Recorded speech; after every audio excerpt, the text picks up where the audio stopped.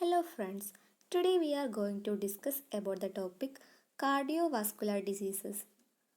What are cardiovascular diseases? Cardiovascular disease is a collective term designating all type of affliction affecting the blood circulatory system including heart and vasculature which respectively displaces and conveys the blood. This multifactorial disorder encompasses numerous congenital and acute maladies. Cardiovascular diseases include stroke, heart failure, hypertensive heart disease, rheumatic heart disease, cardiomyopathy, valvular heart disease, carditis, aortic aneurysms, peripheral artery disease, thromboembolic disease, and venous thrombosis. First, we can discuss hypertension. Hypertension is a state of sustained high blood pressure. In hypertension, the systolic pressure is above 140 mmHg and the diastolic pressure is above 90 mmHg. Hypertension is usually accompanied by headache, giddiness, visual disturbances, tiredness, etc.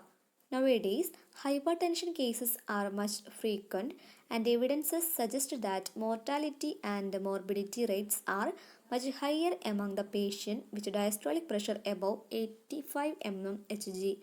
About 12% of the people die as a direct result of hypertension and about 20 to 40% are feared to have it. These are the diagrams showing hypertension.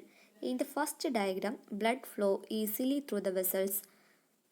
In the second diagram, blood flow. Next is hypotension. Under certain abnormal physiological condition, human blood pressure falls to below 100 mmHg during systole and to below 60 mmHg during diastole. This persistently low blood pressure is known as hypotension. Hypotension cases are relatively less frequent. They often cause general weakness, easy tiring, headache, dizziness, pain in the region of heart, etc. The substances such as serotonin and histamine dilate blood vessels and thereby induce hypotension. Low cardiac output, low viscosity of blood and dilation of arteries also contribute to hypotension. Next disease is bradycardia. Bradycardia is abnormally low rate of heartbeat in which the resisting heart rate is below 60 beats per minute. It is more common in older person. Bradycardia is seldom symptomatic until the rate drops to below 50 beats per minute. Trained athletes tend to have slow resting heart rate. So resting bradycardia in athletes should not be considered abnormal if the individual has no symptoms associated with it. The term relative bradycardia is used to denote a heartbeat below 60 beats per minute. There are generally two major problems that may lead to bradycardia, namely disorders of SA node and that of AV node. SA node disinfection is sometimes called sick sinus syndrome. It may adversely affect automaticity of the heart or impair the conduction of impulses from SA node to the surrounding atrial tissue. This is called exit block. Dysfunction of the AV node and a bundle of his may cause disturbances in atriovascular conduction. This is the diagram showing bradycardia disease. The next disease is tachycardia. Tachycardia is a condition that makes your heart beat more than 100 times per minute. There are three types of it.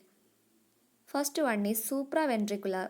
This happens when electrical signals in the organs, upper chambers misfire and cause heart rate to speed up. It beats so fast that it cannot fill with blood before it contracts.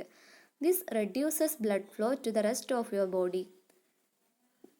Next is ventricular. This is a rapid heart rate which starts in your heart's lower chamber. It happens when the electrical signals in this chamber fire the wrong way. Again, the heart beats so fast that it cannot fill with blood or pump it through the rest of your body. Third one is sinus tachycardia. This happens when your heart natural pacemaker send out electrical signals faster than the normal. Your ticker beats fast, but it beats the way it should. This is the diagram showing tachycardia. That's all my topic. Thank you.